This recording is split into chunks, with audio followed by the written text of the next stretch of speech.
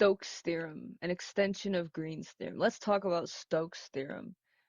Well, we can't talk about Stokes theorem without talking about Green's theorem. So on the left, we have Green's theorem in circulation form.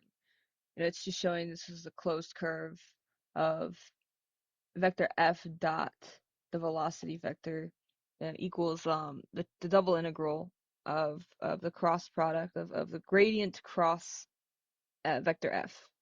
And it's showing that we have this closed and this closed curve of region R, and it is in R2.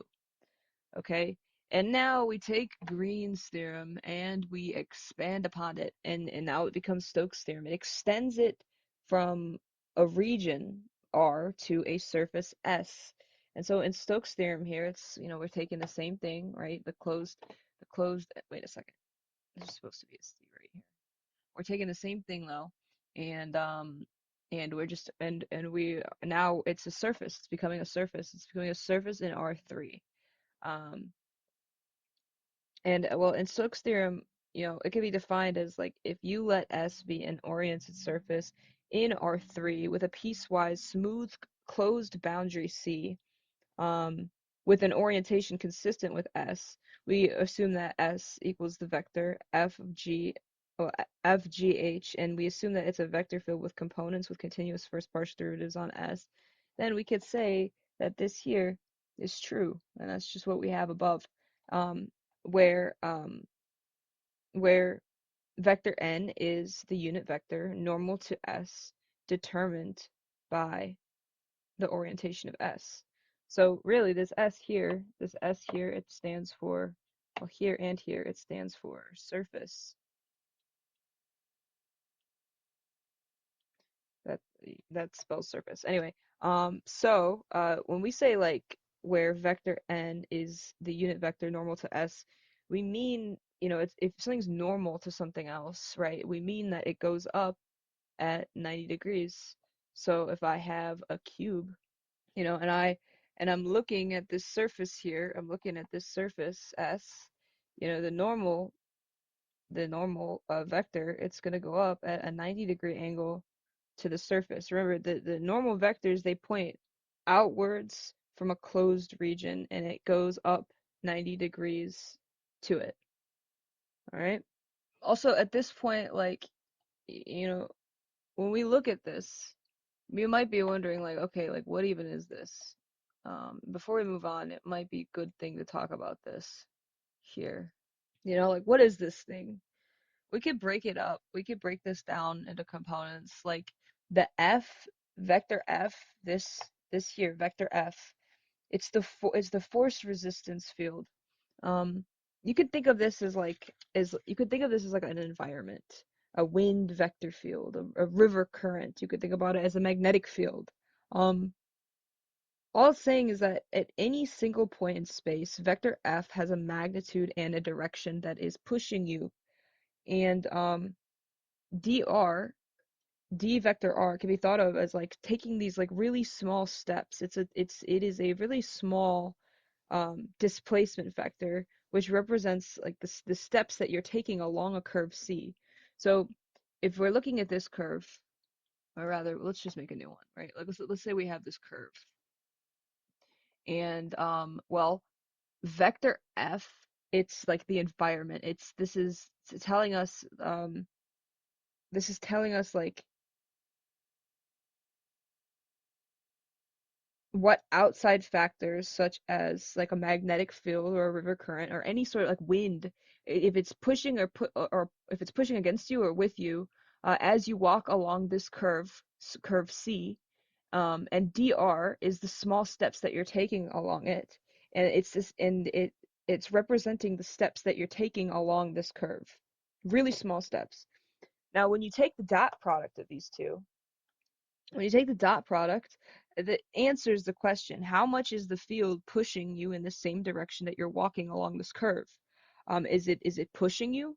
Is it pushing you? If there's an angle that is less than 90 degrees, um, that's a positive value. That means that the wind is helping push you forward. But if it's pushing against you, that is the angle that is greater than 90 degrees, um, well, that would give you a negative value, and it means that you're fighting against the resistance. You're pushing against the resistance. Now, if it's pushing sideways, in that case, it's well, angle theta equals 90 degrees. Um, well, that's equal to 0, and it's a perpendicular force, and it does not do any work along your path. Um, so when you see this integral here, when you see this integral, this I think it looks really cool. I don't know, I love math aesthetic. But when you see this here, this end of this loop, this this loop inside of the integral, um, that just means that you're taking all of those dot product snapshots of vector f dot d vector r at every step along the path C, and you are adding them all together until until you loop back to where you started. So it's a closed curve. There's the terminal points are the same. There's a start there. The point you end up right back where you started. That's what that means. It's a closed curve, and you're adding them all together because, well, that's what an integral is. Like, you think of it as like this elongated S. It stands for, at least I like to think of it as, one of the things that I heard was that it stands for summing, because really behind the scenes there are we're doing summations. Um, and so that's my way of understanding it. All right, so let's talk about how Stokes' theorem can be used in practice. The average circulation of a vector field, vector f, over a surface S is given with this equation here, that is 1 over the area of S times the closed integral of vector f dot d vector r. And here, well, let's see here. These equate out to be each other, and it equals 1 over the area of S times the double integral of S. I have no idea why this S is like all the way down here. The S needs to go right there. Um, Times the gradient cross vector F times the vector n, the normal unit vector ds, and this here on the right side of the equation. Where'd my purple go? So the theorem goes like this. Suppose you have um suppose you have the gradient cross vector F, right here. This right here is what I'm taking the integral of.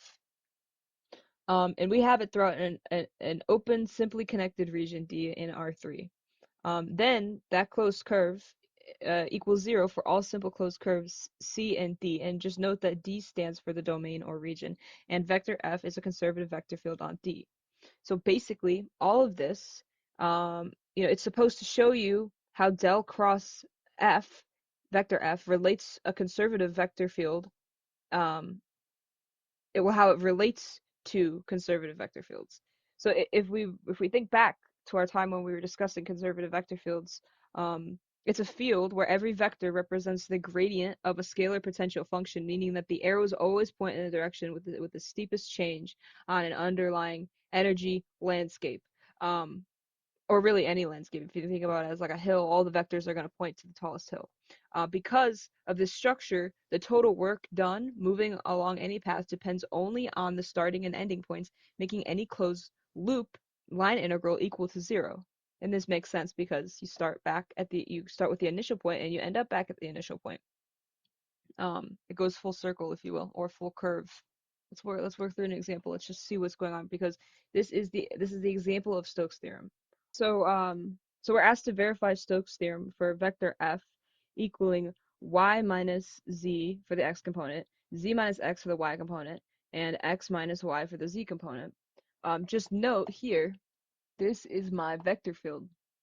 S is the cap of the sphere, x squared plus y squared plus z squared equaling 16 above the plane, z equals root 7, and c is the boundary of S. All right, so we got to solve this thing. So when you verify Stokes' theorem, you show that both integrals give you the same answer. So, we look at this, and we're gonna note that, you 4 squared, that equals 16. And so this thing has a sphere of radius 4, right? R equals 4. And you know, we're looking at the plane z equals root 7 as the bottom of this thing. So we could try to draw this out. I mean, I'll try, guys. I'm not good at this kind of stuff here. Let's see. This is z equals 7. This is z equals root 7. But there's a cap on it. And if there's a cap on it, it should look something like this. All right, so that's the cap. And where the cap meets this thing on the plane, well, it meets it at z equals root 7. Man, I cannot draw. All right, whatever. That's what we're doing. All right, this is the curve C. Um, and I just can't draw. All right, anyway. Right, so we're looking at the plane z equals root 7 as the bottom of this thing, and that's right here. Um, so first, we're going to calculate the line integral of Stokes' theorem. That is the line integral of the closed curve, and that looks like this. The line integral of a closed curve, this is Stokes' theorem. So we can start off by doing the line integral, and well, I need to parameterize the curve C. We can start off by doing the line integral, and I need to parameterize the curve C. Really quickly, one thing to note here. Note that C is the boundary of where the integral of of where note that C is the boundary of where they intersect in this plane. Right, C is where they intersect. Anyway, so let's do this. So we'll do A, call it A, and it's gonna be this integral here. All right, this curve C is where the surface intersects the plane z equals root 7, and then we have a sphere in it. It's a sphere. It's like half of a sphere 'cause it's a cap 'cause it's cut in half, but it's a sphere of radius 4. It's like, our standard sphere in the third dimension is x squared plus y squared plus z squared equals 4 squared, or 16, right? And so instead of z, um we're gonna do, oh oops, it's supposed to be z squared. Z squared. So instead of x squared plus y squared plus z squared, it's gonna be x squared plus y squared plus root 7 squared, because that's what z is equal to.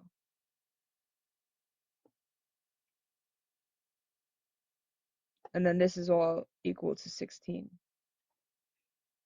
Um, and so if we keep working through this over here, I'm gonna write x squared plus y squared plus 7 equals 16, because as it turns out, you got an index of 2 in here, this is going to cancel. So you're going to have 7 plus 7 equals 16. Well, then 16 minus 7 is 9. So x squared plus y squared equals 9. And so the projection of this, so this 9 here, right?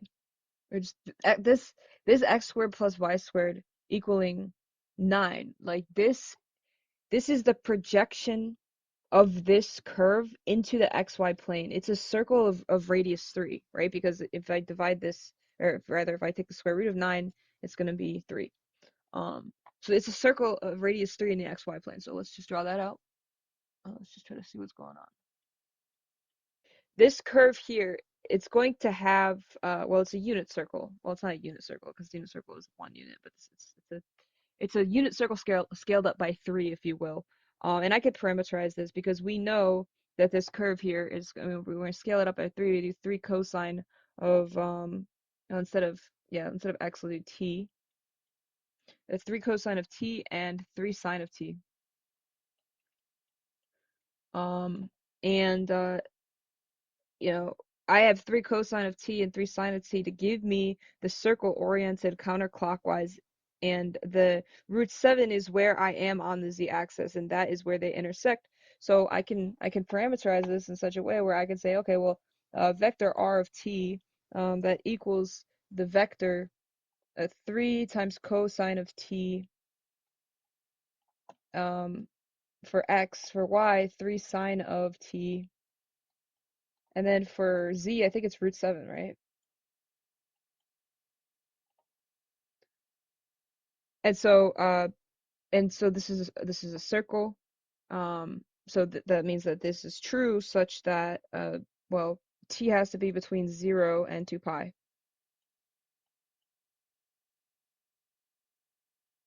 Okay? And so now when I look at this, I have to find the derivative of vector r, right? D vector r is the same thing as vector r prime in Lagrange notation.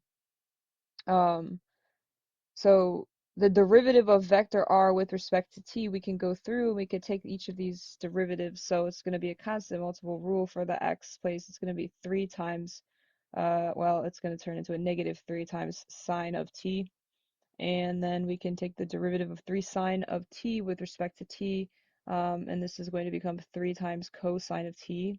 And then we'll take the derivative of root 7. That's just going to be a constant. So that's pretty sure that's just going to be 0. And so that's what the derivative, that's what dr is going to look like. So if I want to calculate vector f, I replace my z's in vector, well, I replace all of my z's in vector f equaling x, y minus z, y, z minus x, and z, x minus y. And so, I just replace all my z's in there. So it's from 0, so t is between 0 and 2 pi, so I'm going to say this thing is equal to the integral of 0 to 2 pi. And then I got to take vector f up here, and I'm going to replace all of the z's in it with root 7. And then I'm going to dot that, with what we just found um, vector r prime of t to be. Oh, right. Maybe I should specify really quickly. This is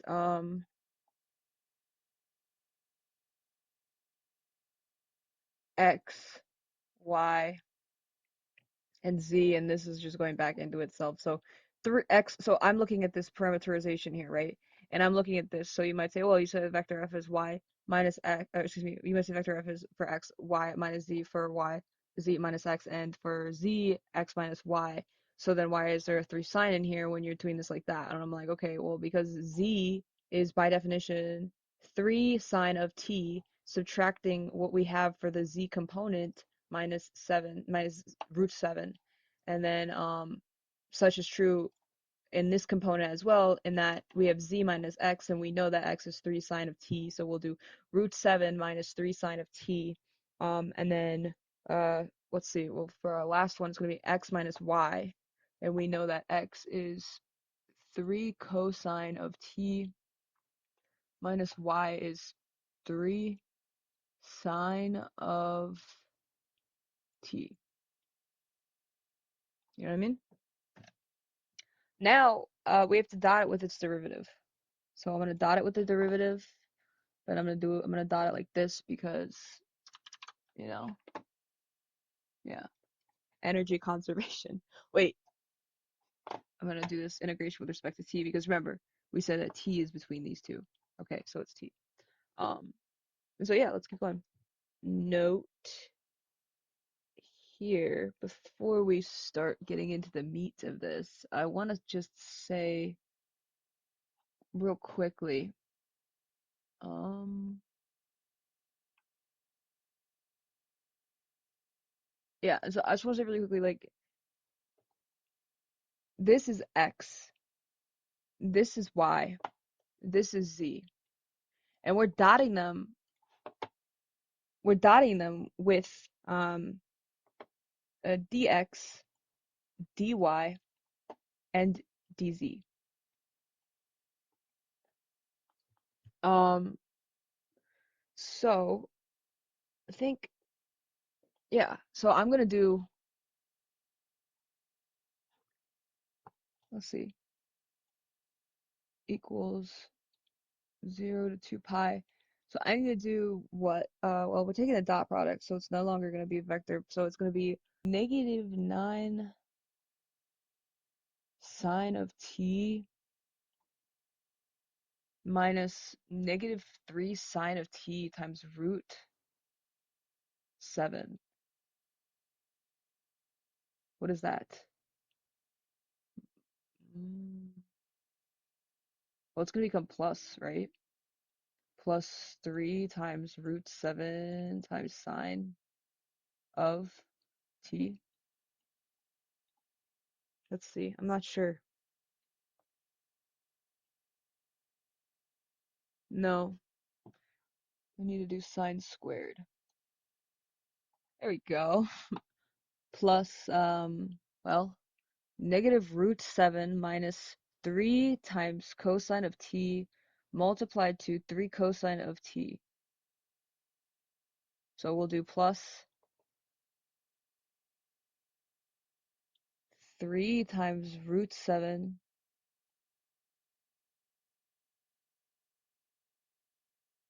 cosine of t, I think,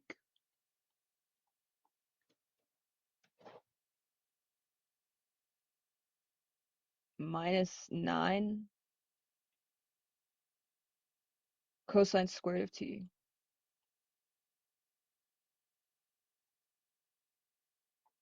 I think.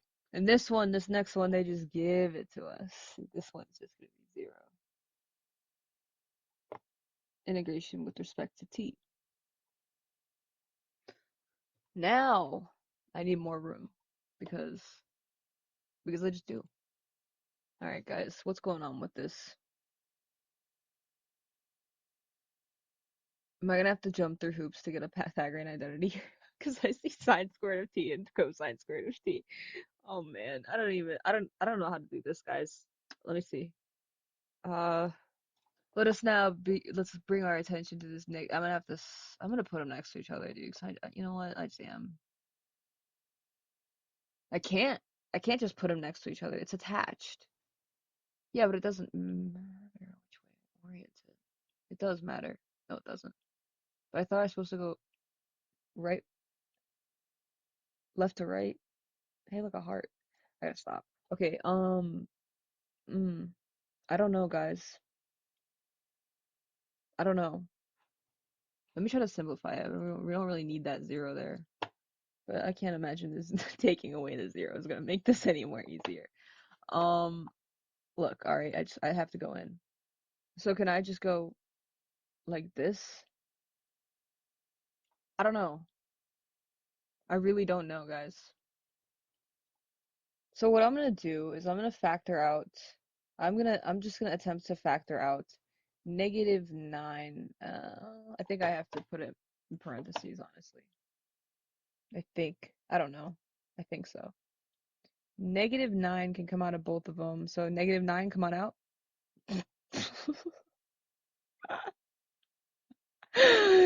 Dude, I'm such a loser. -9, come on out. It's like a game show. Okay, wait, what am I doing? Oh yeah, okay. Wait a second. So if I took out a -9, this is gonna become positive. And then we're gonna have plus, this is gonna be the same. There we go. All right.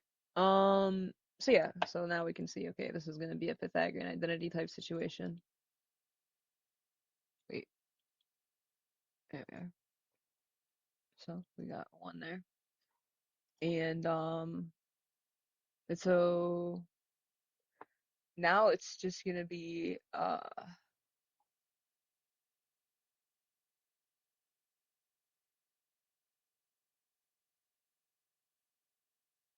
I just realized something. I did brackets and then I didn't finish them. Here we are.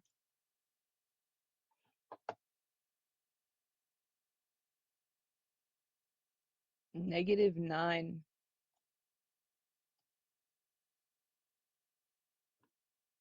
plus 3√7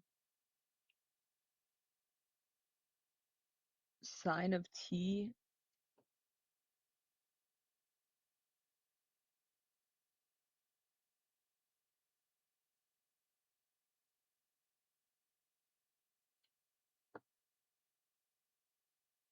plus 3√7 cosine of t.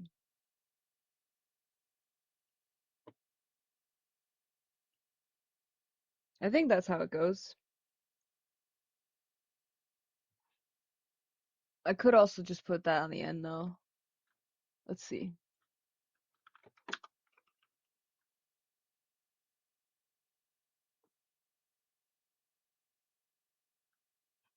How am I even supposed to evaluate this? Can I like, I'm gonna need more room. Oh, great. There we go. What are we doing? The linearity rule for integration? Why, sure. But of course. So what is this? A constant multiple rule type situation? Can I do, okay. 3 times, no. I'm factoring out, so here's what I'm looking at. I'm going to factor out that 3√7, right? I'm just gonna take it right on out. And I'm going to take that, ooh, okay. I think that's going to become negative cosine, right? Negative cosine, so is that going to be, I think it's going to go like this. -3√7, at least for the first term. Cosine of t? Um, plus, um, 3√7 sine of t?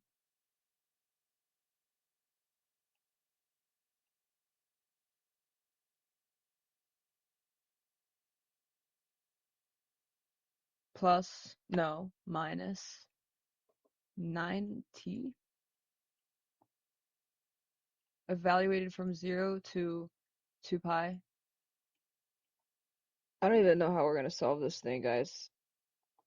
Anyway, so this is gonna be 1, and then this is gonna be 0. Um, let's see. So sine of 0 is 0. Cosine of 0 is 1. What are we doing? It's like a situation where it's like -3 times 7. 1 minus 1 is 0. Oh, this is gonna go to 0. Okay, so we have 0 plus another 0. What is even going on? Okay.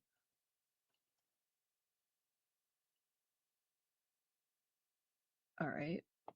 Minus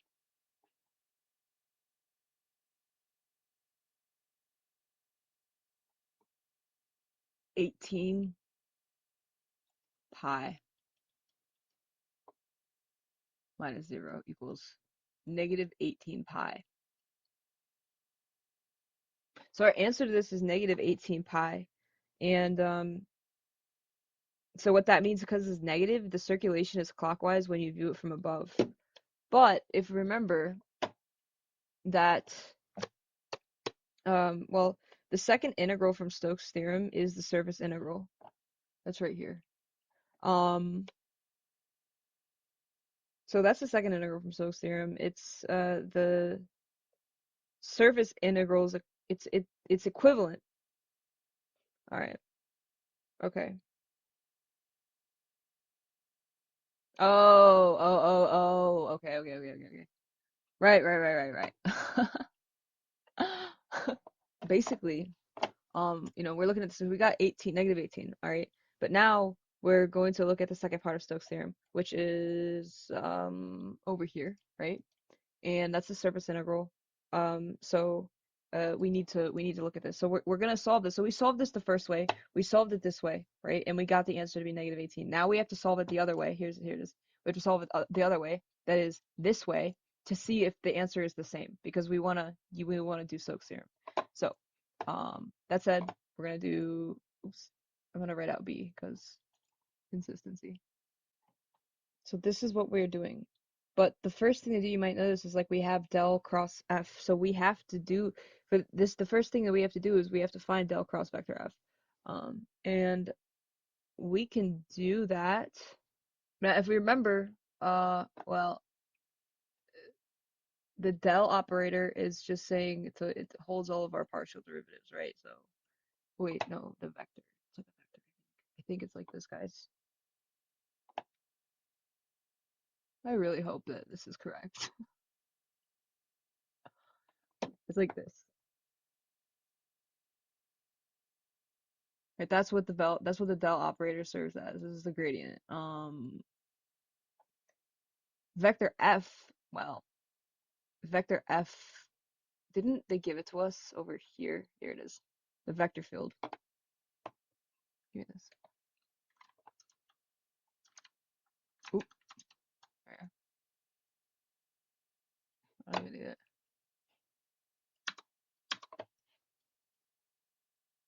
All right. So we need to take the cross product of these two things. So del operator's first partial derivative with respect to x, partial derivative with respect to y, partial derivative with respect to z, and then y minus z, z minus x, and x minus y.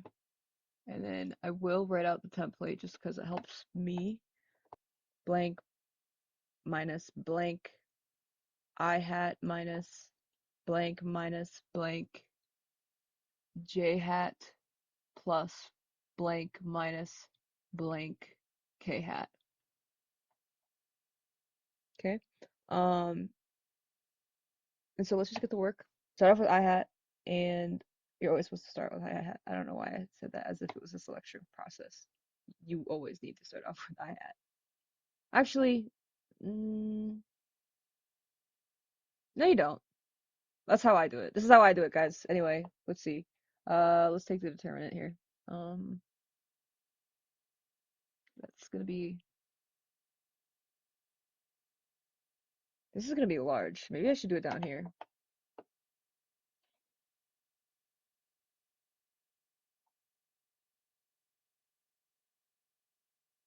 Partial derivative with respect to y for x minus y minus the partial derivative with respect to z of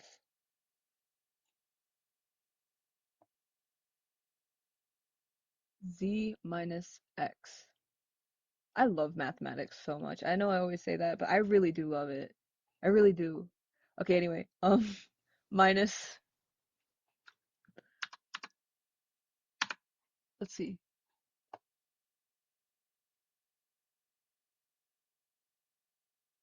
What is this gonna be?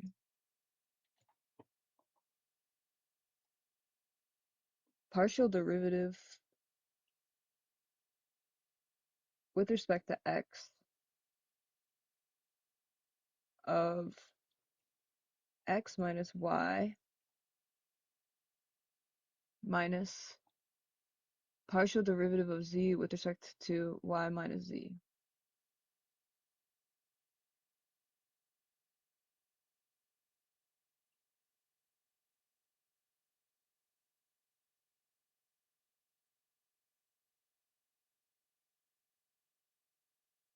What is this?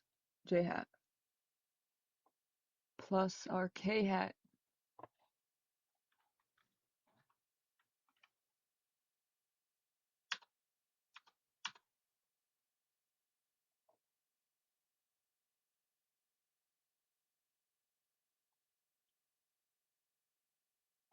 partial derivative of x with partial derivative with respect to x for z minus x.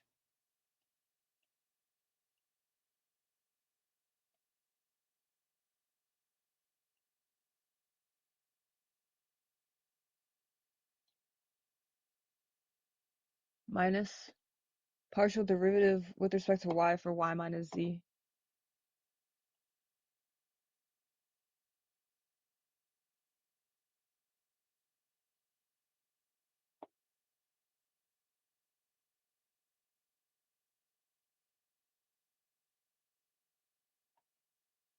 And that will be our k hat. Okay. Partial derivative with respect to y for x minus y equals what? Partial derivative, that's going to be 0 minus 1. So what is this, negative 1? Partial derivative with respect to z of z minus x equals what? 1 minus 0, which is 1.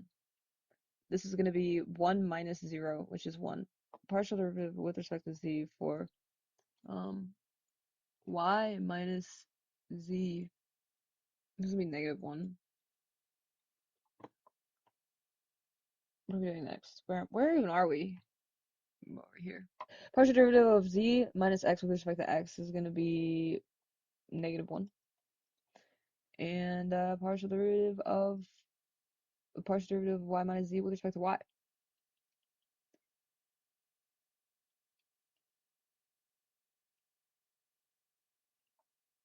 What is that? 1. So that means that del cross vector f equals negative 1 minus 1 I hat minus 1 plus 1 j hat plus um negative 1 minus 1 k hat. Negative 1 minus 1 k hat. And so what is that? What is that? Negative 2 I hat minus 2 j hat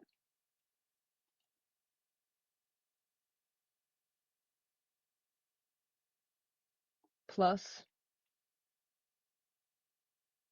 negative 2 k hat. So minus 2 k hat. So that means that the vector coordinates for this thing are going to be negative 2, negative 2, negative 2. Right? Uh, yeah. So let's see. The normal vector sphere can be found using the chart. Oh gosh, I deleted my tab open with a chart. That's okay. We're gonna recover it. All right. So the normal vector sphere can be found using the chart. What do we cut it in half or something? Because we're dealing with a sphere here. So this is a sphere. Um, and well, we could also find the normal vector if we took the derivative implicitly. And for the sphere, this is what we're dealing with. Um, okay. So this is how you calculate the normal vector right here. So I think I need more room. Del cross vector f equals the vector coordinates negative 2, negative 2, negative 2. You can calculate that normal vector for the sphere. We could look at this chart here. For the sphere, the normal vector. Oh, okay. So the normal vector magnitude, it's calculated like this for the sphere. Specifically, for the x component, x over z. For the y component, y over z. And for the z component, it's 1. Oh, yeah. Okay. Cool. I almost had a heart attack. Okay, anyway. So this is why I love math, you know. It likes to play with you. Anyway, it's like you play with the math and the math plays with you. I almost had a heart attack. So I'll take my cross product. I'll take del cross vector f and I'll multiply it to the normal vector. Um, so let's write out the formula as well. What is this? Double integral. So we're moving it, right? So then the assertion is that this is r. And I'm gonna dot this. So I'm gonna dot my vector coordinates with the normal vector n. What is that gonna be? Negative 2x over z plus negative 2y over z minus 2. And at that rate, I could have just done this. Oh yeah, I forgot my dA. But I'll put a dA and then I'll fix it. Here we go. Okay. At that rate, I could have just done this.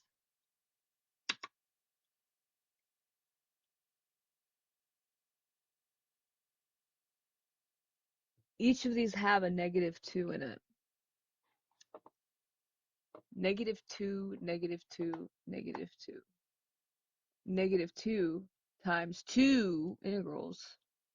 Calculating region R is going to become in the integrand it's going to be negative. Wait a second, I took out a negative, so it's not going to be that anymore. It's going to be plus. It's going to be x over z plus y over z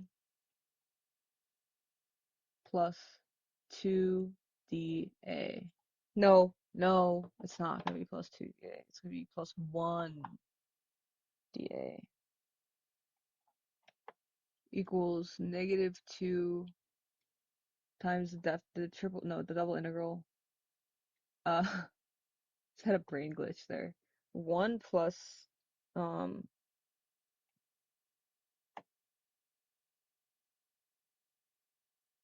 x plus y over z.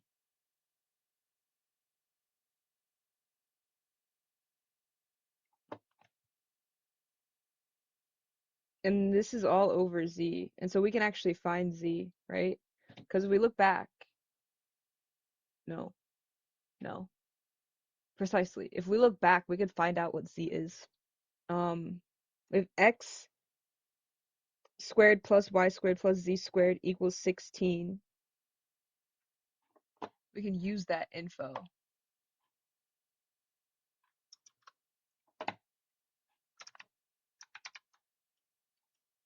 Oops.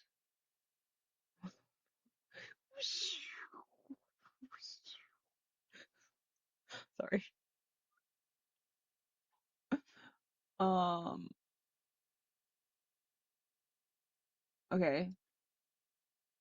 Well, it's like I want to find out what Z is. So I'm gonna say, okay, yeah. Let's try this. I'm gonna try to do a trick shot. I'm gonna do this in one go, can I? Z equals, this is not a trick shot. I feel like anyone could probably do this. Wait, this is gonna be a square root. See, look, I already messed it up.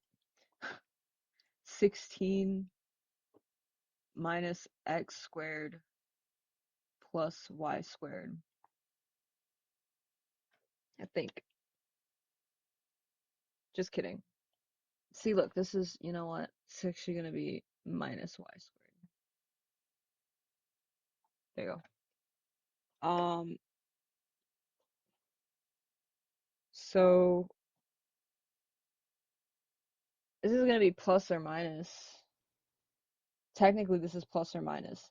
We're going to use the positive square root here because if we look back to our problem here, it's given to us, so S is the cap of the sphere, um, above the plane right here. So above the plane, um, Z equals root 7. So this plane here, this is Z equals root 7. And then if this is the height, so I was trying to show this is if this is the height, it's everything above, right? So so above is sort of the key here, and that we know that because of that, then this is going to be the positive square root that we're going to take. So with that said, we're going to use polar coordinates because, well, earlier we verified Stokes' theorem that the region where these things intersect is equivalent to a circle of radius 3 in the xy plane. So if we look back to verifying Stokes' theorem, it's where the sphere of radius 4 intersects the plane z equals root 7, and where they intersect, you get a circle of radius 3 in the xy plane. Um, so the XY plane, that's a situation here where, we're looking where do these things intersect. All right. So we're gonna have a circle here, and it's gonna be a radius 3. That is 3, 3, -3, um, -3, and so this is the region right here. I'll say region R that we're looking at, and well, this is x squared plus y squared equals 9.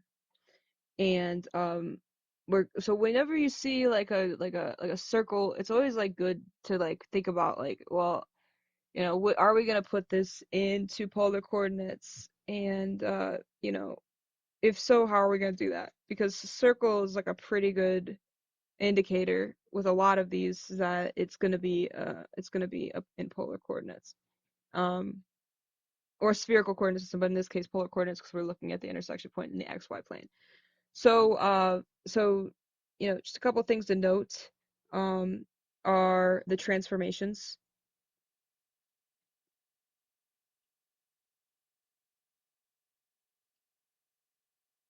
There are transformations that we need to take into an account when we are putting something into the from the Cartesian coordinate system into the polar coordinate system.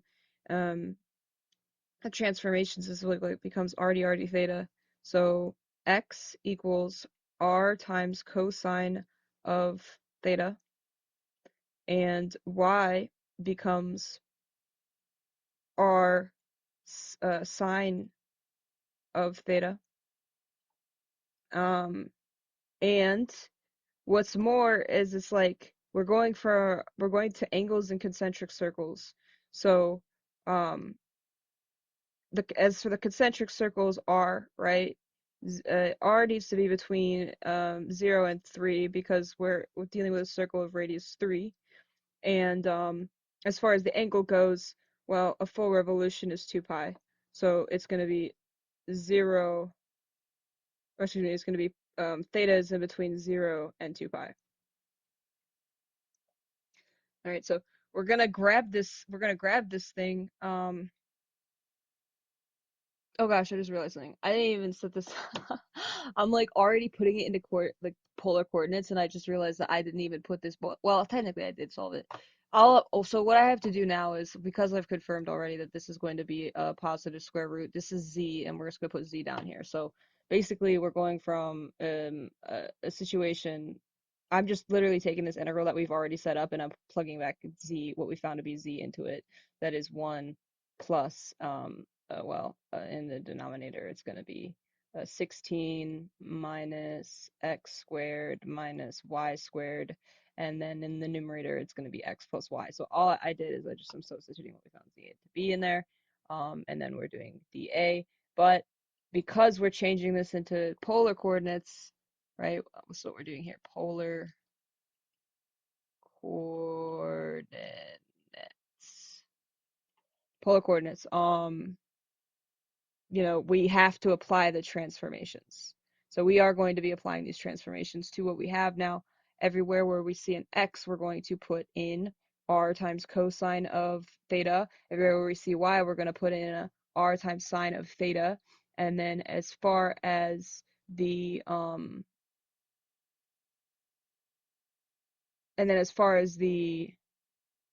dA goes, it's going to be r dr d theta. Sorry, I was just doing some calculations in my head here. Also, we know the bounds of integration as well because, well, r is going to be between R is going to be between 0 and 3, the concentric circles, and then the angle theta, it's going to be between 0 and 2 pi, like we established. So let's just start moving in here on this, and let's just see what happens. So firstly, we'll do the angle 0 to 2 pi, and then we'll do the concentric circles 0 to 3. And remember, everywhere we see, sorry, doing the integrand here, everywhere where we see a x, we apply our transformations. Now it's r times cosine of theta plus y, which is now r sine of theta. And, well, the denominator, I think it's gonna, well, no, we're gonna have to do some transformations to the denominator as well, given the x and y. So it's gonna be 16 minus, there's gonna be some real business going on down here, guys. There's gonna be some stuff. I'm gonna write it in, but just note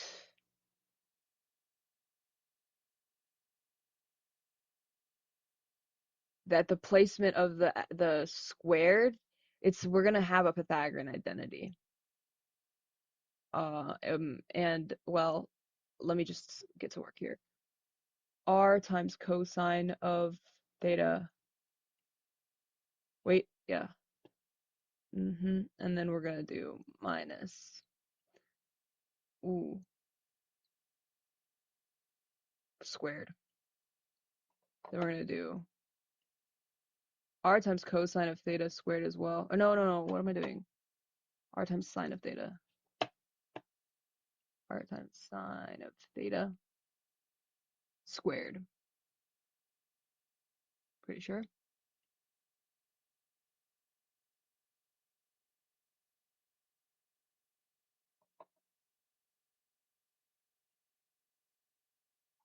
Yeah. But there's going to be like some real changes going on here because this is going to become Pythagorean identity, I'm pretty sure. Like if I factor it out, I'm trying to do this in my head, but it's difficult. If I factor it out, well, first I'd have to, ooh, yeah, first I'd have to apply that square. Let's look at this. And I'll do it in a different color just to get some color in here. I'm looking at this here. It's like if I have r times cosine squared, theta minus let's see, r sine squared of theta. Oh no, no, no. Oh gosh, I just realized something. That's gonna be like that. So that r squared gets applied to these guys too. So let's just start over.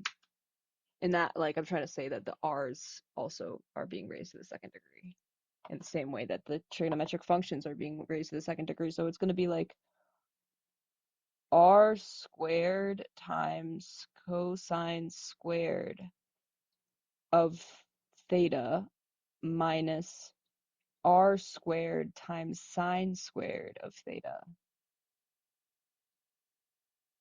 But then when we see this, I'm like, okay, right, so I'm just going to factor out r squared from both of these things. Ooh, I don't know that I can. I would have to factor out a negative r squared to get that to, because I don't, I want the Pythagorean identity. So I'm going to factor out a negative r squared of both of these things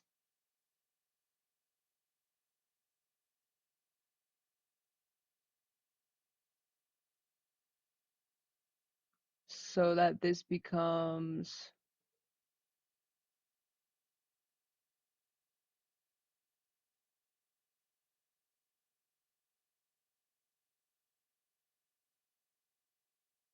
because this already is a plus, 16 minus, we're going to do negative r squared gets factored out. Even if I did distribute this negative sign to both of these, it would get turned into a positive. My issue is that it's not, the Pythagorean identity is sine squared of theta plus cosine squared of theta is 1. I'm gonna try something. If I factored out that negative If I factored out that negative r squared from a positive r squared cosine squared of theta, I'm going to get a cosine square, a negative cosine squared of theta. All right. And well, if I decide that I'm going to factor out a negative r squared of sine, it's going to become positive sine squared of theta. But that's the same thing as sine squared minus theta minus that's the same thing as sine squared of theta minus cosine squared of theta. But what if I just apply the Pythagorean identity such that I get negative r squared times negative 1 equals r squared. But this is all going inside in here. So if I do that, so then what this is going to end up turning into is the square root of 16 minus r. Because that r had to become positive again. So I think that's how you, I'm pretty sure. All right. So this is all connected to that. That's what the new denominator is going to be. So if that's what the new denominator is going to be, I'm going to have negative 2 times 0, no, negative 2 times the definite integral from 2, excuse me, negative 0, no, wait, what? Negative 2 times the definite integral from 0 to 2 pi of times 0 times the definite integral from 0 to 3. This r needs to get distributed to a myriad of things. So what are we gonna have? Good question. I would imagine that it's gonna be r plus r squared. Oh my God, they're gonna make me do another Pythagorean identity. I'm not tripping. It's whatever. But wait, no, I can't do another Pythagorean identity. What am I even talking about? What if I factored an r out of both of these things and then I applied it to make it parenthetical? Yeah, I think that's what I'm gonna do. Instead of having r squared times cosine of theta plus r squared times sine of theta, I'm gonna do r squared on the outside, cosine of theta plus sine of theta on the inside.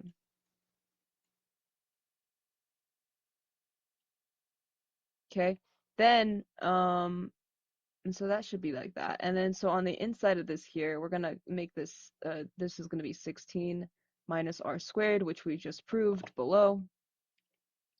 Um, so that is the square root of 16 minus r squared, r dr d theta. All right. Oh yeah. And I just wait a second. Why would I put r dr d theta? Okay. Okay. What is going on with me right now? I gotta chill out. I'm gonna get some water. This is the integrand. This is we already distribute the r, so it's dr d theta. There we go. So this is what we're working with right now. This is what I need to get some water. My mind is everywhere. We can work through this, but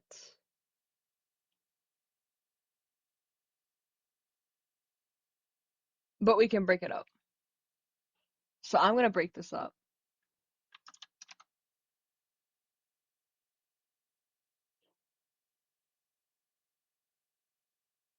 All right, so this is what we're working with.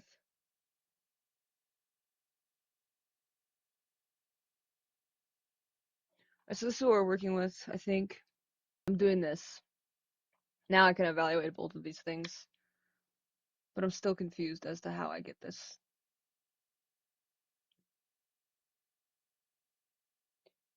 So I don't want to do, I have some idea of what's going on with this. I'm just going to do that 1 second, just because it's a lot more difficult. RD theta. Let's see. We're gonna have I'm gonna look at this one first. I'm gonna say, okay, negative 2 times the definite integral from 0 to 2 pi, and then I'm gonna do r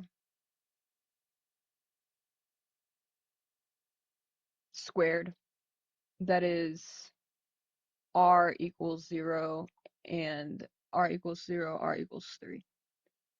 D theta. Then,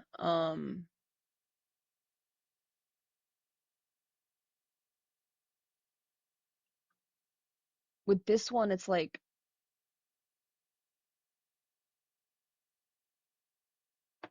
oh, hang on. Yeah, see, that's not gonna do. This one I had to I switched the bounds of integration. I switched the dr d theta to d theta dr. I should have switched the integrals as well, but I didn't. But now I just did, so it's mathematically sound. But the thing with this is like, everywhere where I see everywhere where I see a theta, no, no, no.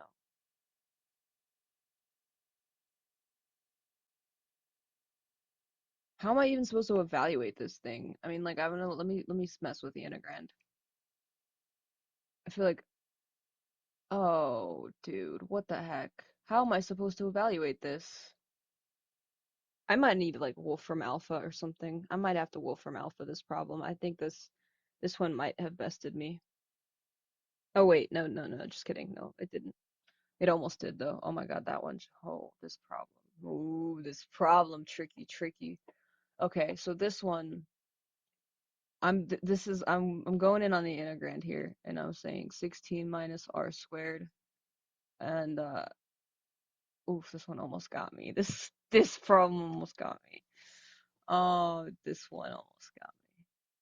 Maybe it did get me. I don't know. I don't know if I think I know what to do though next. Um, all right, so I'm breaking up the integrand. Cosine of theta. This one almost got me. Okay, sine of theta. So basically, I was looking at this and I'm freaking out because I'm like, dude, am I gonna have to integration by parts this? This seems sort of off. Like, what's going on? Well, as it turns out, this is a different integral. So this one is we're doing d theta, and so we're ignoring everything that doesn't have a d theta in it, and thus we're going to ignore this. And so I'm going to take the integral of these guys here.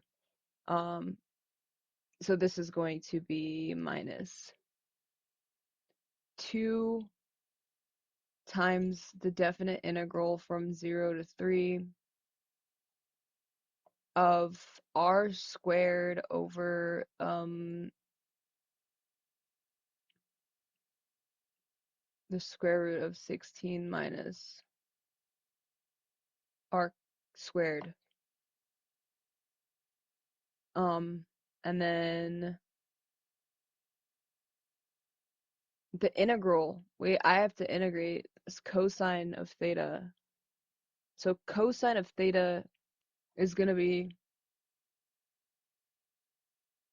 sine of theta,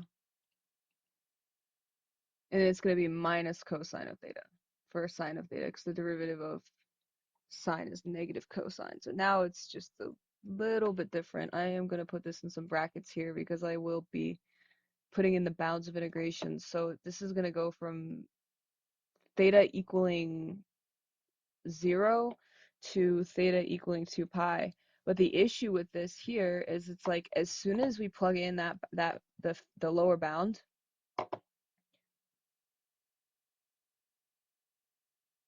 so if I do sine of 2 pi is so yeah, okay, I think I get it. I hope. Yeah, okay. The issues with these limits of integration for this second integral here, the second that I plug in for sine of 0, it's going to go to 0. And then the second that I plug in 2 pi into the sine function, or the sine, I'm just going to get 0 again. So this whole thing is going to go to 0.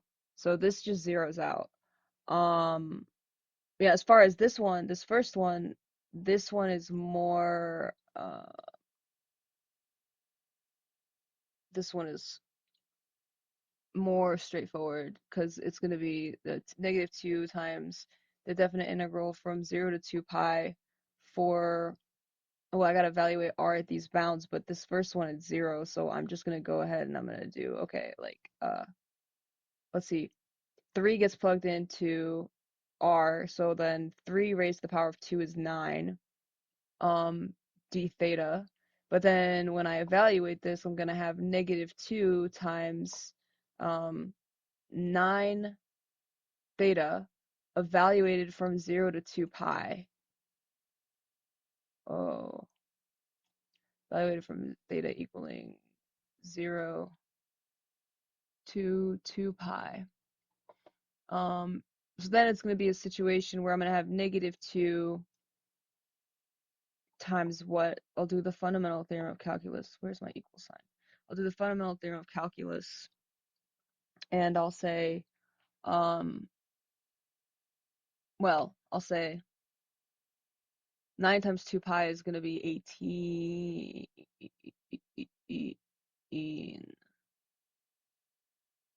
I royally messed something up.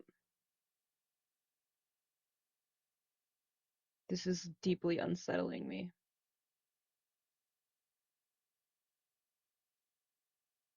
Yeah, I took the integration. I did the integrated wrong. Okay. Okay. This here is still correct. See, I could tell that there was the issue with this because I know that the answer is going to be negative 18 pi because we calculated it the first way, but then with this, it's like something's messed up mathematically. Because it's this. When I took the when I integrated this, right? When I integrated this, I integrated it wrong because well, I didn't apply the power rule. This guy is still right, but this one is wrong because when you take the integration, when I integrate R, I'm supposed to do R plus 1 on the top, which of course is R squared, but then I'm also supposed to do 1 plus 1 on the bottom, which is 2. Great. Now this should be like negative 2 times the definite integral from 0 to 2 pi of uh well 9 raised to the second over 2 d theta equals, if I factor, wait a second, what the heck did I do that for? I must put a square there. Yeah, and it's like negative 18 over 2 on the outside of the integral. So negative 18 over 2 times the definite integral from 0 to 2 pi d theta. This is going to be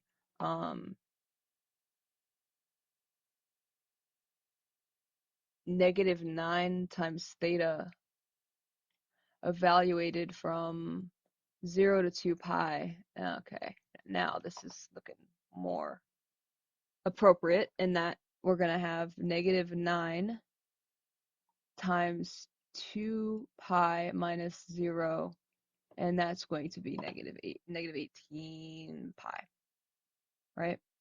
Negative 18 pi.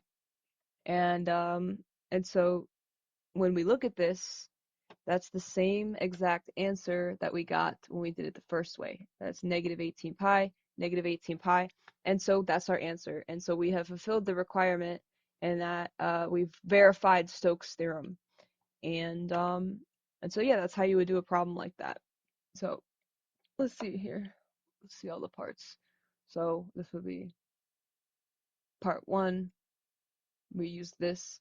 Part 2, part 3, part 4, part 5.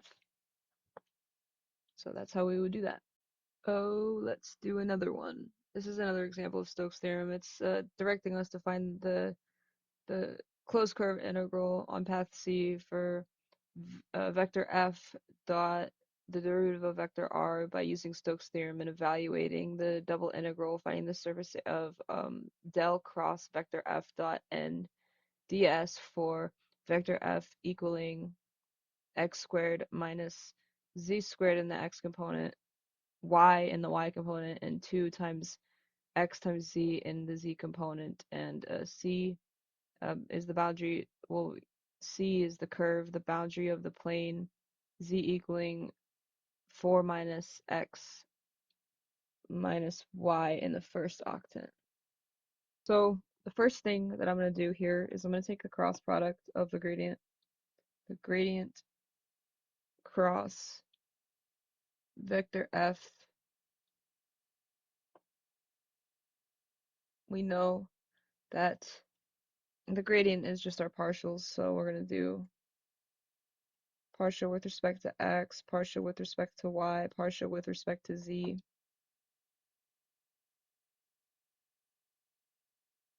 And see, we have our x, y, z right here, so that's just given to us. It is x squared minus z squared. Y is fairly easy.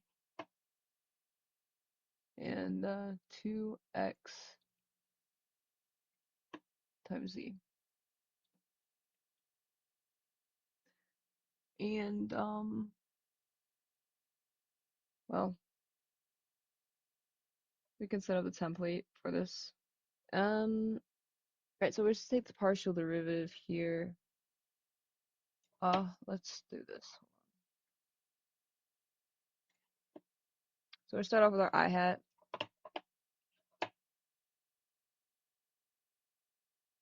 And it's going to be the partial derivative of, well, it's going to be the partial derivative of 2 times x times z with respect to y.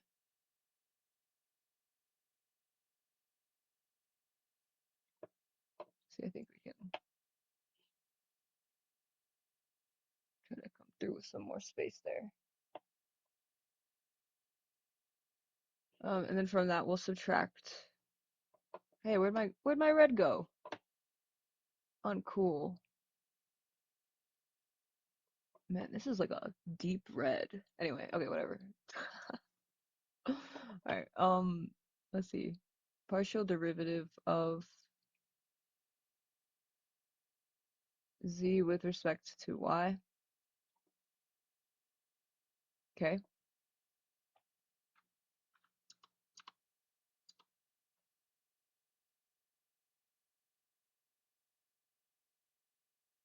Then we'll do partial derivative, then we'll do partial derivative of 2 times x times z with respect to x.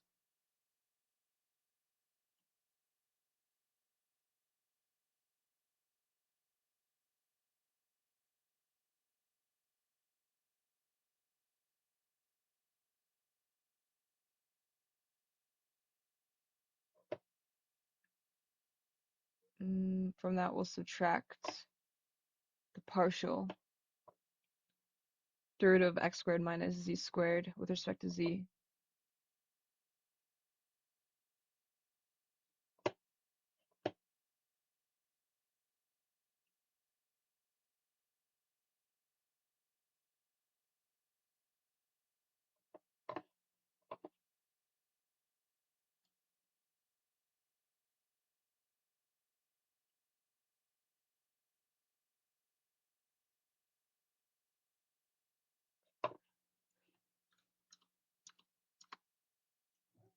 Okay, now we'll do our k hat.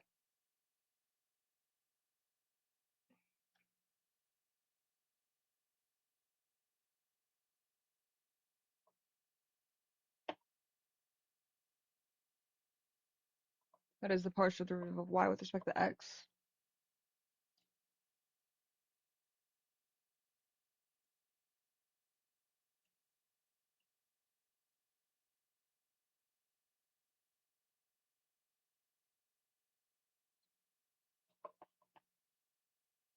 And then we'll do the partial derivative of x squared minus z squared with respect to y.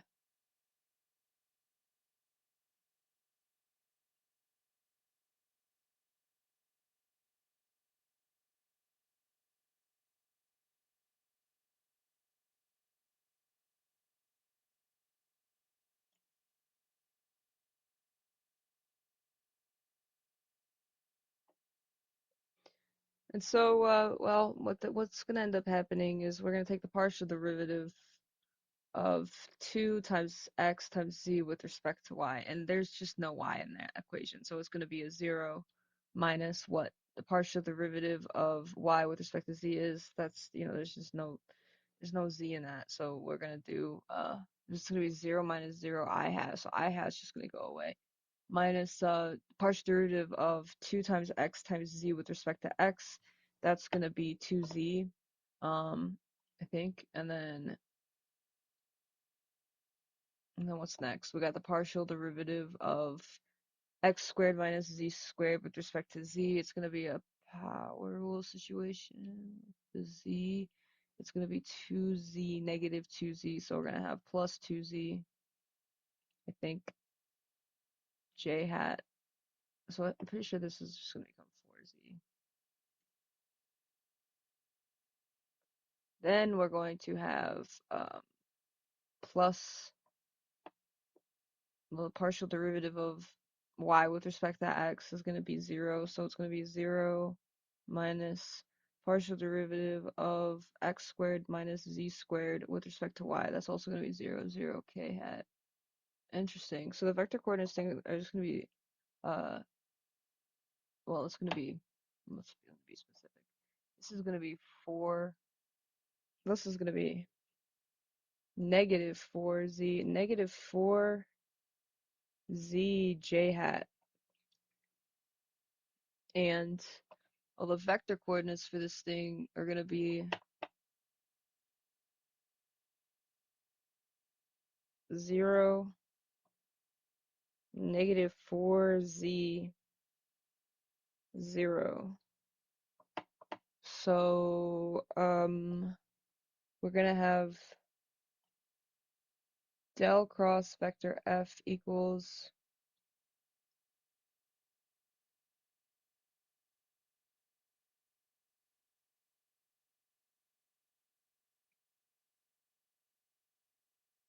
negative 4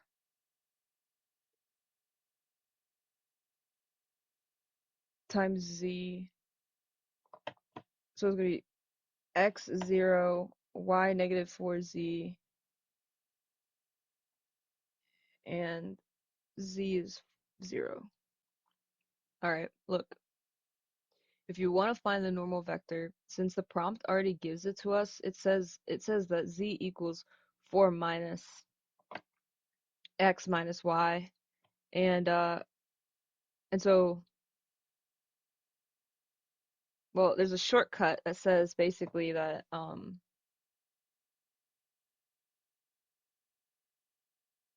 hey, wait a second. Yeah, yeah, okay. So there's a shortcut here. So if you want to find the normal vector, since the prompt already gives it to us, that's z equals 4 minus x minus y. And well, we have the shortcut here for the normal vector, so we could just apply that, right? So um, there's two ways that we could look at this, right? The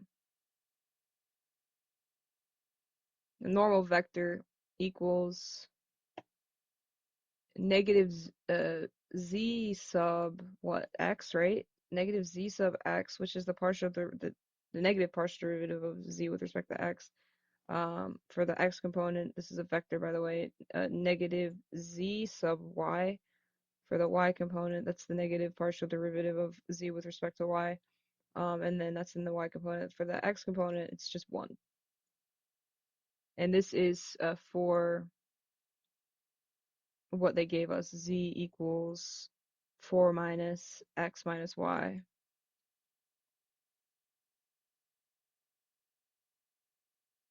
Another way we could write this is like this, Leibniz notation.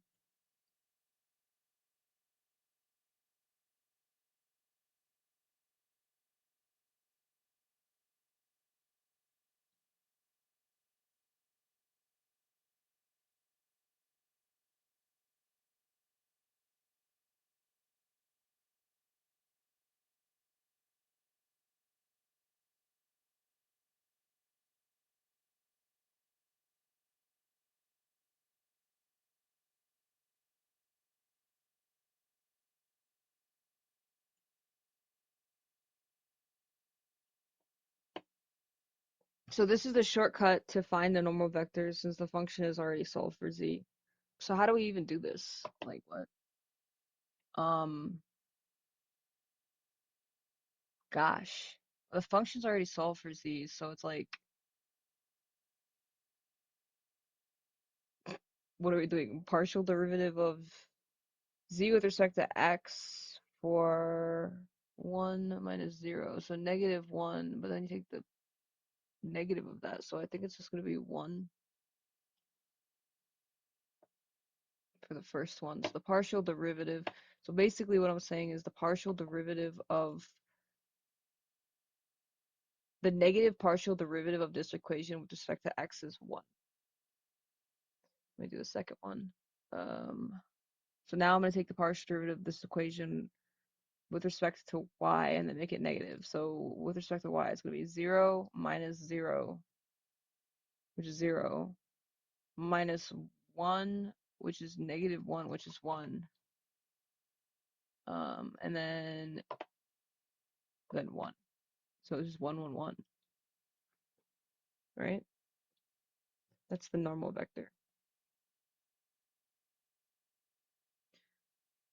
So now, well, now we need this thing. I'll write it up here. I'm gonna write it in blue.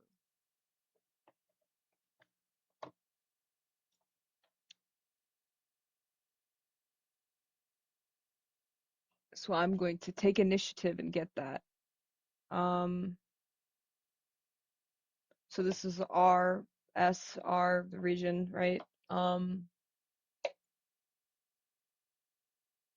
See the region that we want.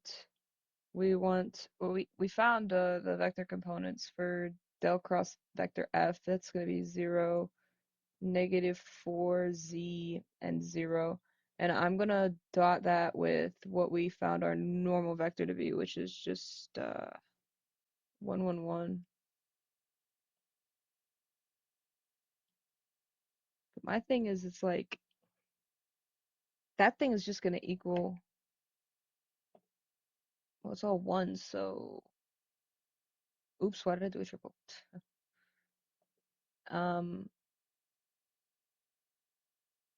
Wait, it's not, so I just dotted it, so it's not a vector anymore. It's just gonna be negative 4z, right?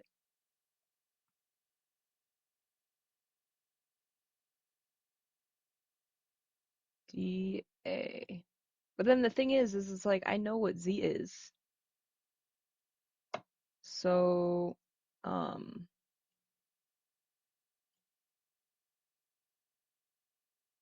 well, I know if I know what it is, then I could just do negative 4 and then insert that 4 minus x minus y dA equals r negative 16 plus 4x plus 4y dA. So I can put that with a constant last. So now I have this thing, and well, I want to figure out what this looks like in the xy plane. So we have z equals 4 minus x minus y. And if I set that to 0, z goes to 0, 4, well, it turns into 0, 4. Sounds like I'm just calculating a limit when I say goes to. I'm not. 0 equals 4 minus x minus y. mx plus b, y equals mx plus b, so we want to put it equal to y. So y equals 4 minus x.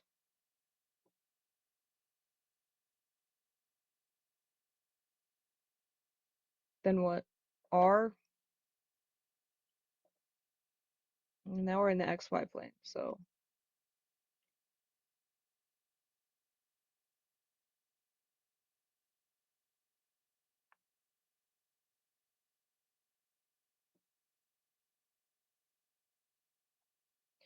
So if I graph this thing, 4 equals no, y equals 4 minus x. Y equals 4 minus x. If we go up here to 4, and then here to 4, thing is going to come down here. It's going to be a triangle kind of thing in the first quadrant. 4, it's going to make a triangle with the first quadrant, with the axes in the first quadrant. That's going to be like that. Um, Let me grab this. So like just to be clear here, I'm gonna go over this with the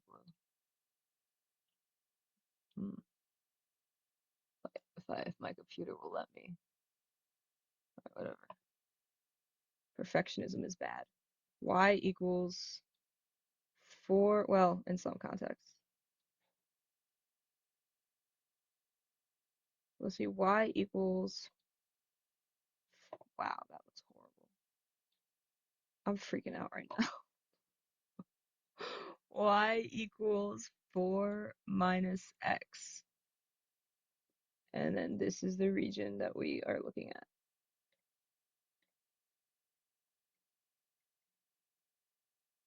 All right. So I'm gonna start off. I'm gonna start integrating here with dy dx. Dy goes from 0 to the blue line. So dy goes from here to here. This is dy. And then, so dy goes from 0 to the blue line, which is 4 minus x, and then x goes from 0 to 4. So dx. So I'm just gonna set this up. 0 to 4 minus x is dy. 0 to 0 to 4 is dx. Um, so I'm just gonna start integrating this thing. So 4 times y squared over 2 minus 16y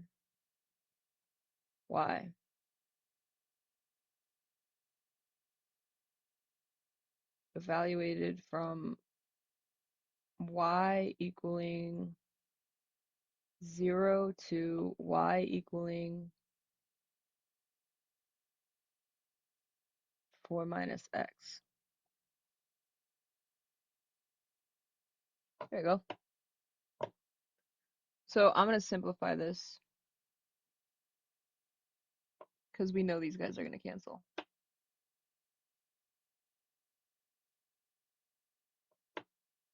All right, that should just about do it. Now, luckily, one of these limits of integration is 0, so we're not gonna write it. We're just not gonna write it. But we could fill in these y's here. So 4 times x times 4 minus x. I think that's how it goes, right? And then we'll keep going. 2 times 4 minus x quantity squared minus 16 times 4 minus x quantity. And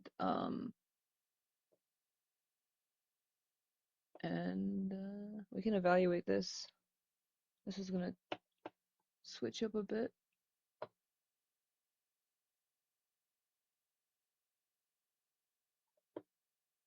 What is this gonna become, guys? 16x minus 4x squared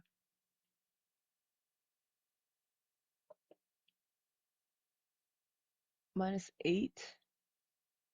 No, that's gonna be quadratic. We're going quadratic, guys. A minus b squared equals a squared minus 2 times a times b plus b squared, I think. In this case, a equals 4 and b equals x. So what are we doing? 2 times our quadratic. I'm just gonna go in on it. Wait a second. Yeah, no, I'm going in. 4 raised to the power of 2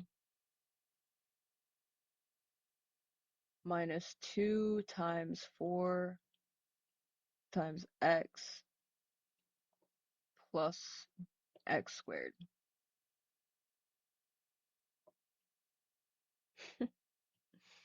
Minus 64 minus 16x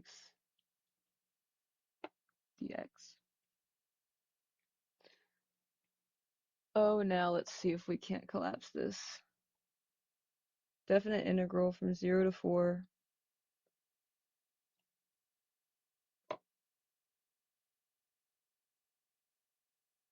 See here. 16x minus 4x squared minus, what is this? 16 times 2. 32,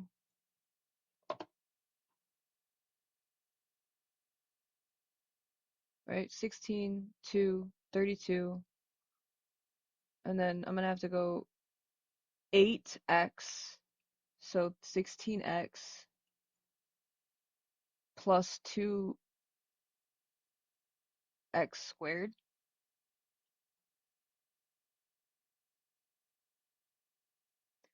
minus 64 minus 16x, I think.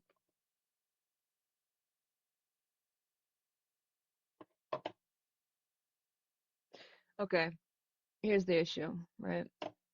Oh man, I've messed up this problem so many times. This is why everyone's like, don't do math at night, don't do math at night. Like, no, I'm gonna do math in the morning and at night, but also I find the issue. I found the issue. So it was a distribution issue with a negative sign. It was right here. So I distributed this negative 16 only to this 4, and I didn't account for a sign change. So what that means here is that this is gonna be positive 16. This is going to be another positive 16. So it's going to be 16 minus 16 plus 16. Okay. Um, so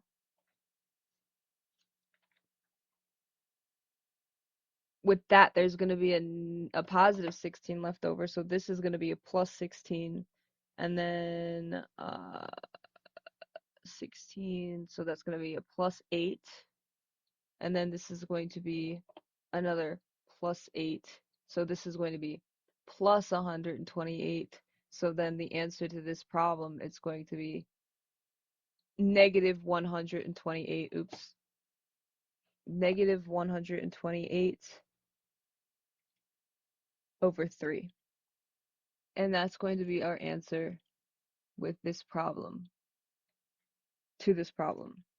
Right, so this problem, it says to find the double integral of del cross vector f dot n ds by using Stokes' theorem and evaluating the closed curve integral on path C of vector f dot the derivative of vector r for vector f equaling x, 2y, y negative z, and z x minus y minus z. And S is the cap of the sphere, x squared plus y squared plus z squared equals 25 for 3 being less than or equal to x being less than or equal to 5, and we exclude the base here. So, well, a this is a small portion of the sphere. And so we want to find where the sphere intersects the cap. Oh, excuse me. This is the sphere. My apologies. This is the sphere. This is a small portion of the sphere. So basically, this is the small portion of the sphere, and we want to find well it's a small portion of the sphere when x is between 3 and 5. So we want to see like where does the sphere intersect the cap. So we will set it up. Oh, where the sphere intersects the cap, it's going to be x equals 3, right? And so we're just going to plug that into this equation here. So let me be very specific here. So this is where the sphere intersects the cap, x equals 3. Um, so we're just gonna plug in 3 for x, 3 squared plus y squared plus z squared. That equals 25. And well, if we solve this for x, it's gonna be a situation where it's like, all right, now we got like 9 plus y squared equals 25. And well, let's see here. What's 9? What's 25 minus 9? 16. Y equals. Oh no, no, no, no. Just kidding, guys. I forgot y plus z. It's the first problem of the day. Let's see. But that still equals 25. And well, if you um, subtract that,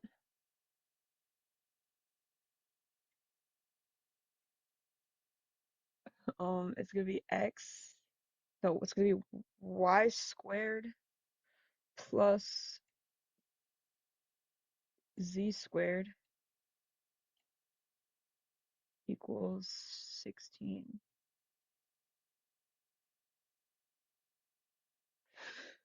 And what is this is in the so now we're not looking at the xy plane. We're looking at a two-dimensional plane. Um, but instead of x and y, it's going to be y and z. Y and z. Oh yes. And we're going to do that circle.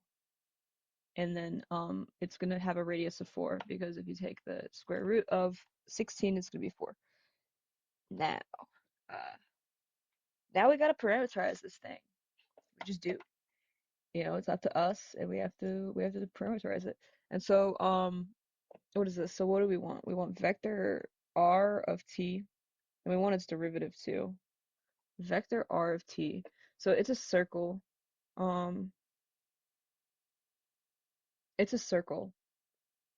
Well, and it's a circle. Moreover, it's a circle in the YZ plane. So it's still gonna be like a cosine sine situation. Um, but we know that x is 3, right? And we know that x is 3. So I think it's like in this situation, if we're having y act in this only in this situation, guys, you know I say it on this channel all the time. Sine is y and x is cosine. But in this situation, it's a situation where like 3, we know what x is, and we're looking at the YZ plane. So instead of y being sine in this scenario, it's going to be cosine. And the reason for that is because it's basically taking the place of the of x in this context. So um it's going to be cosine, but we know that it has a radius of 4, so it's going to be 4 cosine. So we're going to have to scale it up just a bit. And so yeah. Um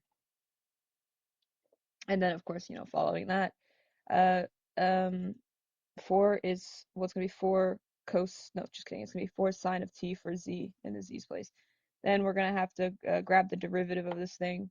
So it's going to be a vector r prime of t, and let's see. Well, the derivative of 3 is 0. The derivative of 4 times cosine of t, it's a constant multiple situation, so it's going to be 4 times sine of t, I think. Just kidding, it's going to be negative 4. Wait, right? I think it's going to be negative 4 cosine of t, pretty sure. And then, well, the derivative of 4 sine of t is going to be 4 cosine of t. This is what I meant, for negative 4 sine of t for the y's place. Sorry, guys. I was thinking about other things. Um, -4 sine of t. And so from vector r of t, um, we know that, well, x is 3 and y is 4 cosine of t. And we know that z is 4 sine of t. And so, well, if we plug these values into um, vector f, um, we will get something of the sort 2 times y, which is set to 4 cosine of t,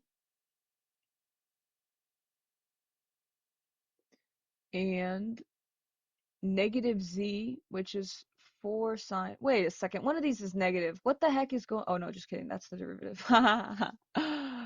Whoops. Anyway, so this is going to be negative z, and z is set to 4 sine of t. And then, well, we're going to do x minus y minus z. So that's going to be 3 minus 4 times cosine of t minus z, which is going to be minus 4 sine of t. And so we're just gonna go in on this, and we're just gonna see what's going on, because um, this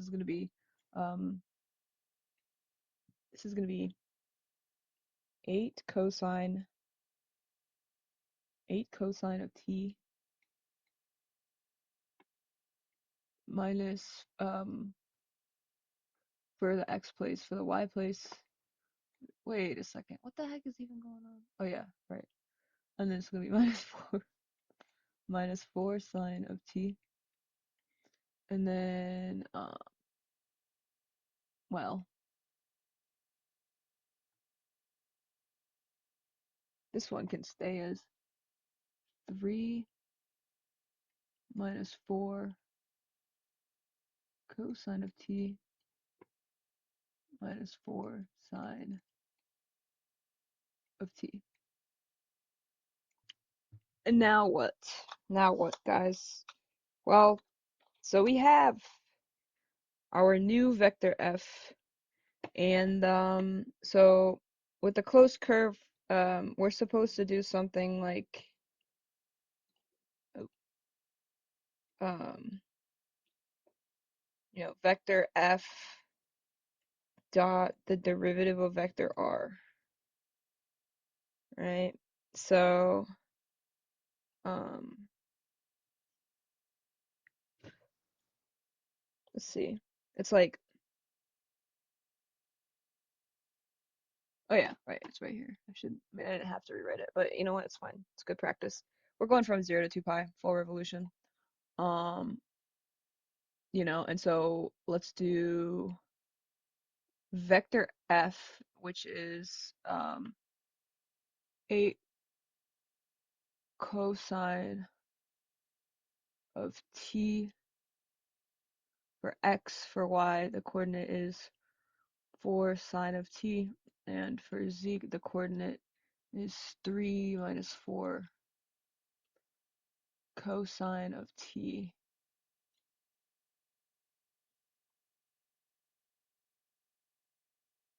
minus 4 sine of t.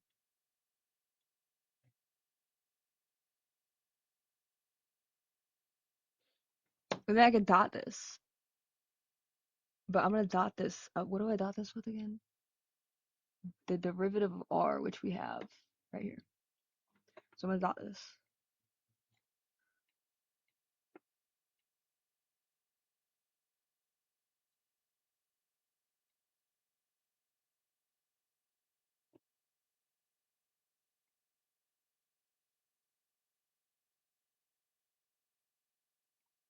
Okay.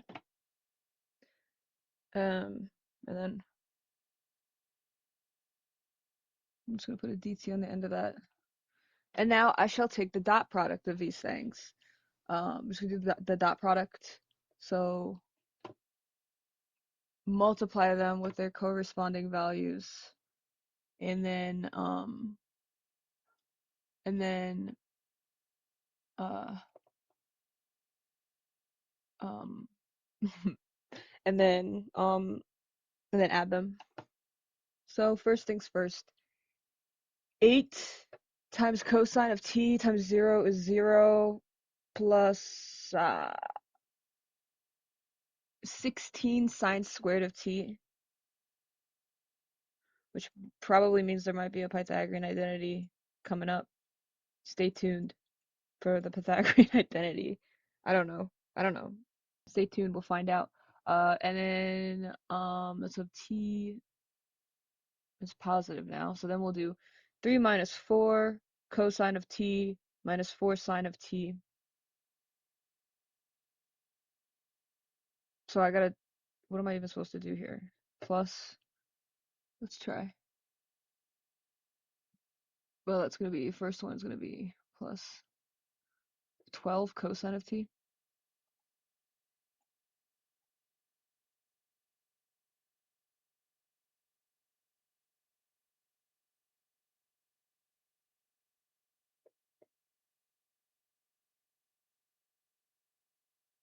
12 cosine of t minus 16 cosine of t.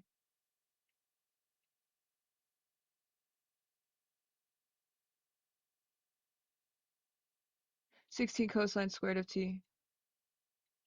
Wait a second. Yeah, squared of t, I'm pretty sure. I love math. Okay, anyway, cosine of t, and then minus 16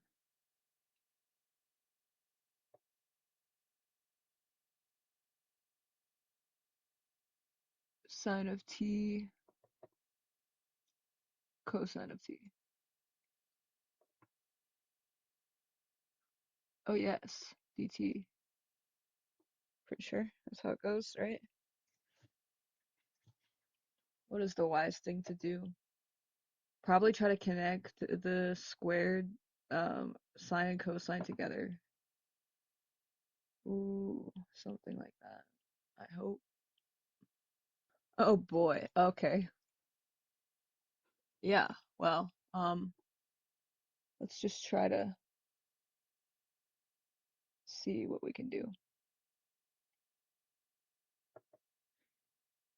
Yeah, it's gonna be like, I'm gonna factor out a 16 of both of them. I feel like that's pretty clear in such a situation. 16 times sine squared of t minus cosine squared of t.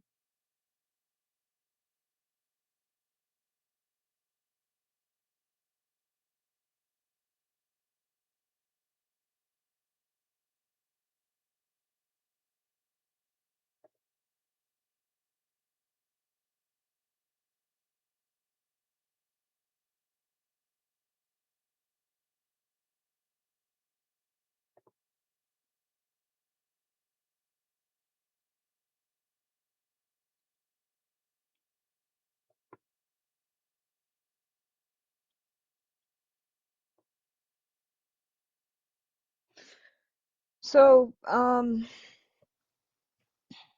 there is something called a double angle formula.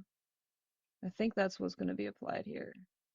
Um, cosine, cosine of, to cosine squared of theta minus sine. Mind you, theta is an interchangeable variable here. This is just, you know, standard angle variable. So it's going to be a cosine squared of theta minus sine squared of theta equals cosine of 2 theta. And well, basically what that means is that I factored this wrong because I need a negative 16. I just realized. Um, So, because you see how it's a negative sign, so that sign needs to be negative, which is fine. We can do that. I just have to change that 16 to negative 16. So we're gonna have a sine, a cosine squared of t minus sine squared of t, but then the 16 that got factored out needs to be negative 2. And then what we can actually end up doing is collapsing this into cosine squared of t. No, cosine squared of 2t. No, cosine of 2t. Co we can collapse it to cosine of 2t. There we go. Um, and so, let's do that. All right, let's just do that. So I'm saying that this is the same thing as cosine of 2t right here. And so having applied that, it's like, well, we're gonna have, it's the same integral bounds, right? 0 to 2 pi of negative 16 times cosine of 2t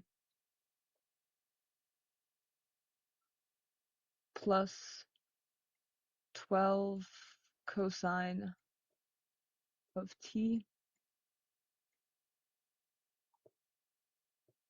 minus 16 sine of t times cosine of t. And then in theory, that's supposed to make our lives easier. But we'll just have to see about that. Um, and so yeah. So I will need some more room here. And so I'll grab that room. So linearity rule, but also I'm factoring out that 16. I'm factoring them out. I understand. Let's do this.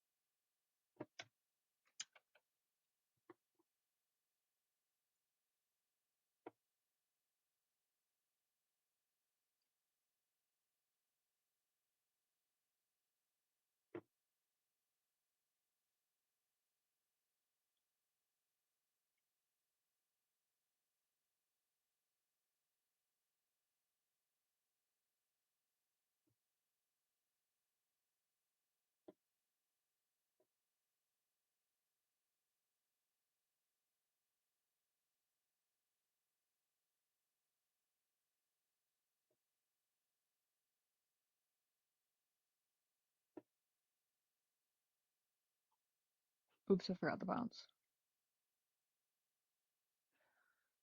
Okay, so I'm not too worried about the first two. But I will turn my attention to this. Whenever I see like a product, I try to think like, okay, U sub or integration by parts. But with this is like a U substitution story, I think, because well, the derivative of sine is cosine. So if I did like a U substitution,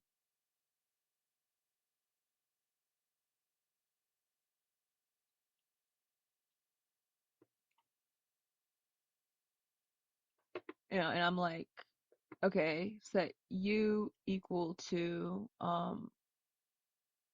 sine of t. Well, then the derivative of sine of t is cosine of t. Um, and that should be easier. That should be easy enough, except for the fact that we have to account for the limits of integration. So we'll do the upper bound, and that's gonna be sine of 2 pi, which I'm pretty sure is 0.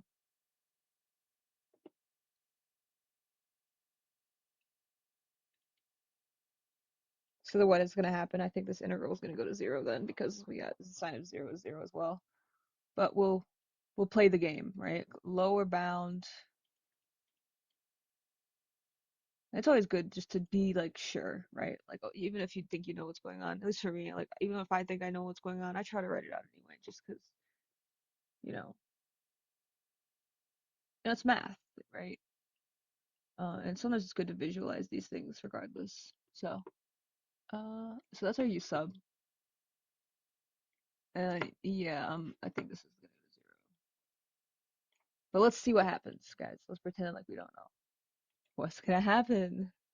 Oh, we could evaluate this as well. 16, negative 16 times 1 over 2 sine of 2t, I think. I don't know, guys. I'm just guessing.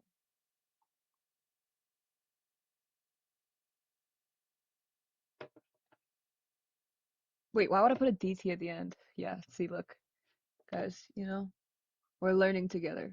What is this? What are we doing? What are we doing? 0, 2 pi, I think. 12 times, um, pretty sure this is sine of t.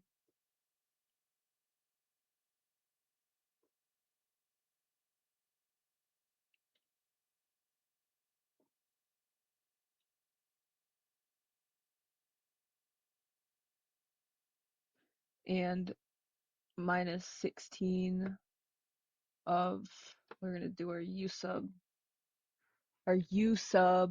but we're moving our u sub because it's in the way. Can we shrink it? Shrink ray. Uh, yeah. So now we're going from 0 to 0. It's a nice sliver of nothing. Sliver 0, 0, u du.